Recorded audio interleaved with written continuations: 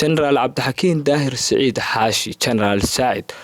oo taliyihii hore ee ciidanka booliska Soomaaliyeed oo dhawaan soo gaaray degmada Galdogob ayaa kulan la qaatay qaybaha kala duwan ee bulshada ku dhaqan degmada Galdogob kuwaas oo aan lahayn hayb gaar ah waxay ahaayeen guud ahaan bulshada ku dhaqan degmada Galdogob waxaana uu uga warbixiyay marxaladda iminka uu wadanku marayo iyo waxyaabihii laga soo gudbay General Saacid ayaa bulshada uu casumaada u sameeyay waxa uu u sheegay in iminka talada ay ku soo noqotay gobolada iyo degmooyinka wadanka oo dadka deegaankaasi ku nool deegaan walba looga baahan yahay in ay doortaan cid nadiif ah oo markaasi deegaanada ay ka soo jeedaan iyo guud ahaanba wadanka samata bixin kara tii ugu dambeysay oo 2012 ayaa xamar runtii lagu aasaasay dawlad ilaa iyo meesha u hooseysa ilaa iyo meesha u koreysa ilaa madaxweynihii lagu doortay halkaas ka bilaabatay waxaana si wanaag maanta way soo degtay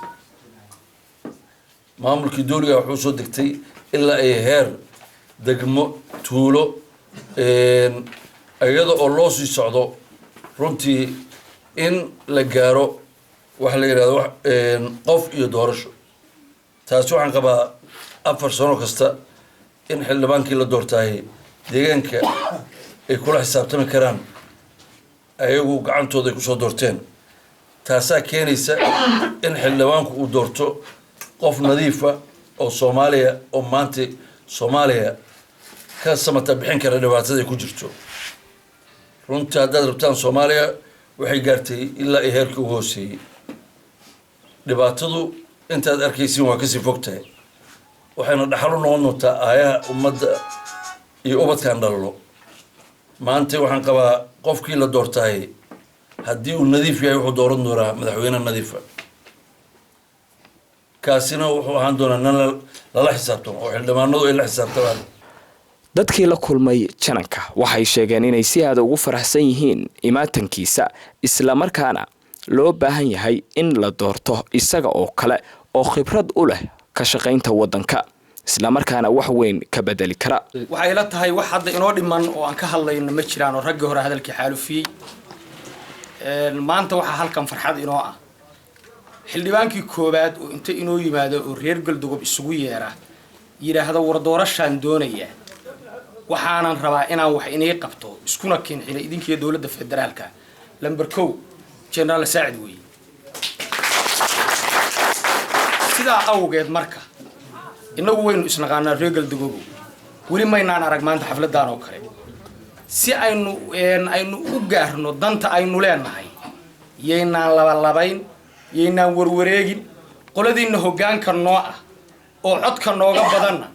maanta daaroodka iyaga kala u talinaya gudoonka iyaga qaato Saacid baan anagu marka koowaad waxaan leenahay Saacid soo dhawow degmadu waa degmadaadii gobolku waa gobolkaagii waxaan ku naqaanaa adiga waxaan naqaanay aabbaha waxaan haynaa taariikhdii awowga waad mudan tahay waxa aad doonayso waxaan ku leenahay ilaahay ha kuu fududeeyo haday khayrku waxaan idin oranayaa ciyaar ma hadalkiisu hadalka uu sheegaya waa runtiis badbaadin bay rabtaa dalku rabaa gobol walba is badbaadiyaa rabaa gobolkuna ka dhashay